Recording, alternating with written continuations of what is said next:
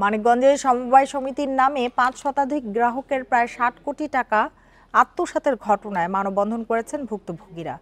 রোববার দুপুরে সিংগাই উপজেলার উত্তর জামসা এলাকায় টাকা ফেরত চেয়ে এ মানববন্ধন করেন ভুক্তভোগী গ্রাহকরা।